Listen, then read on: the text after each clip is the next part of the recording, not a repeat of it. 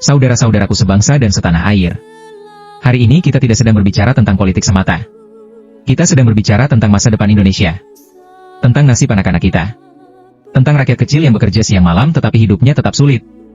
Tentang generasi muda yang mulai kehilangan harapan terhadap negeri ini. Dulu, Reformasi 1998 lahir dari jeritan rakyat. Rakyat turun ke jalan demi demokrasi, demi keadilan, demi masa depan bangsa. Tetapi hari ini, kita harus jujur pada diri kita sendiri. Apakah cita-cita reformasi benar-benar sudah tercapai? Mengapa korupsi masih merajalela? Mengapa hukum sering tajam ke bawah dan tumpul ke atas? Mengapa kekayaan negeri yang luar biasa belum sepenuhnya dirasakan rakyat? Karena itulah, hari ini lahir sebuah seruan baru. Suara Rakyat. Reformasi jilid kedua. Bukan untuk menghancurkan negara, tetapi untuk menyelamatkan arah bangsa. Kita ingin Indonesia yang adil. Indonesia yang bermartabat. Indonesia yang benar-benar berpihak kepada rakyat. Dan perjuangan itu, dimulai hari ini. Saudara-saudaraku, mari kita lihat realitas bangsa hari ini dengan jujur. Di negeri yang kaya raya ini, masih banyak rakyat yang sulit makan. Masih banyak anak putus sekolah. Masih banyak orang sakit yang takut masuk rumah sakit karena biaya.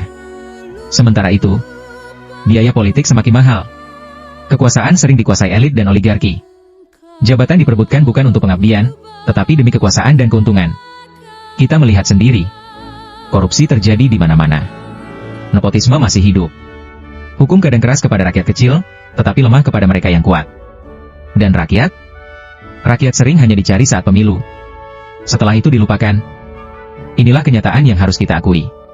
Reformasi 1998 berhasil mengganti rezim.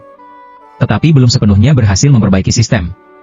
Kalau sistemnya rusak, maka siapapun pemimpinnya, rakyat akan tetap menjadi korban. Karena itu bangsa ini membutuhkan keberanian baru.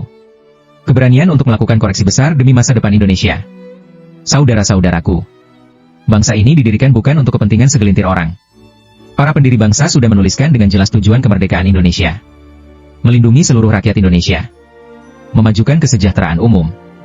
Mencerdaskan kehidupan bangsa. Dan mewujudkan keadilan sosial bagi seluruh rakyat Indonesia. Artinya, negara ini harus melindungi rakyatnya. Negara ini harus membuat rakyat sejahtera. Negara ini harus membuat pendidikan dapat diakses semua anak bangsa. Jangan sampai anak orang miskin sulit sekolah. Orang sakit sulit berobat. Rakyat kecil sulit mendapatkan keadilan. Indonesia Emas 2045 bukan hanya soal gedung tinggi. Bukan hanya soal investasi besar. Tetapi tentang apakah rakyat benar-benar hidup lebih baik. Apakah petani tersenyum? Apakah buruh hidup layak? Apakah anak muda punya masa depan? Karena Indonesia maju bukan hanya negara yang kaya, tetapi negara yang adil. Negara yang bermartabat. Dan negara yang memuliakan rakyatnya. Bayangkan Indonesia tahun 2045. Pendidikan gratis dan berkualitas. Tidak ada lagi anak putus sekolah karena kemiskinan. Kesehatan gratis dan merata. Tidak ada lagi rakyat yang takut berobat karena biaya rumah sakit. Lapangan kerja terbuka luas. Anak-anak muda Indonesia menjadi generasi produktif dan kreatif. Indonesia masuk top 5 ekonomi dunia. Tetapi kekayaan itu juga dirasakan rakyat kecil.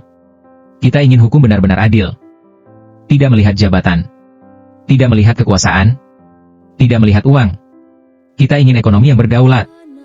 Sumber daya alam Indonesia harus dipakai sebesar-besarnya untuk kemakmuran rakyat Indonesia. Kita ingin infrastruktur modern. Tetapi juga pendidikan yang maju. Moral yang kuat. Dan rakyat yang bahagia. Karena bangsa yang besar bukan hanya bangsa yang kaya. Tetapi bangsa yang rakyatnya merasa dihargai. Merasa aman. Dan merasa memiliki harapan. Itulah Indonesia 2045 yang harus kita perjuangkan bersama. Saudara-saudaraku. Kalau kita ingin Indonesia berubah, maka sistemnya harus diperbaiki. Politik harus direformasi. Biaya politik harus diturunkan. Jangan sampai hanya orang kaya yang bisa masuk politik. Demokrasi internal partai harus diperkuat. Politik harus melahirkan pemimpin berkualitas, bukan sekadar pemilik modal. Kita membutuhkan UU anti nepotisme. Karena negara tidak boleh diwariskan kepada keluarga dan kroni. Kita juga membutuhkan pengawasan rakyat yang kuat. Karena kekuasaan tanpa pengawasan, pasti menyimpang. Hukum juga harus direformasi. Hapus pasal-pasal represif dan multitafsir. Hukum tidak boleh dipakai membungkam kritik rakyat. Penegakan hukum harus adil. Tidak boleh tajam ke bawah dan tumpul ke atas. Dan kita membutuhkan lembaga pengawas penegak hukum seperti BP3H dan LEP. Agar rakyat punya tempat mengawasi kekuasaan secara konstitusional. Karena negara yang sehat bukan negara yang anti kritik. tetapi negara yang mau dikoreksi demi kebaikan rakyatnya. Saudara-saudaraku, perubahan besar tidak mungkin dilakukan sendirian. Karena itu hari ini, kami mengajak seluruh elemen bangsa untuk bersatu. Pemerintah, DPR dan DPD, tokoh bangsa, akademisi, mahasiswa, buruh, ulama dan tokoh agama, media, dan seluruh rakyat Indonesia. Mari kita hentikan perpecahan. Mari kita hentikan politik kebencian. Mari kita selamatkan Indonesia bersama-sama. Perjuangan ini bukan untuk kekuasaan, bukan untuk jabatan, bukan untuk kepentingan kelompok tertentu, tetapi demi masa depan Indonesia, demi anak-anak kita, demi generasi 2045, demi Indonesia yang adil, bersih, dan bermartabat. Kalau rakyat bersatu, kalau bangsa ini bersatu, tidak ada kekuatan yang mampu menghentikan Indonesia menjadi bangsa besar. Hidup rakyat Indonesia. Hidup keadilan. Hidup Indonesia Raya. Indonesia.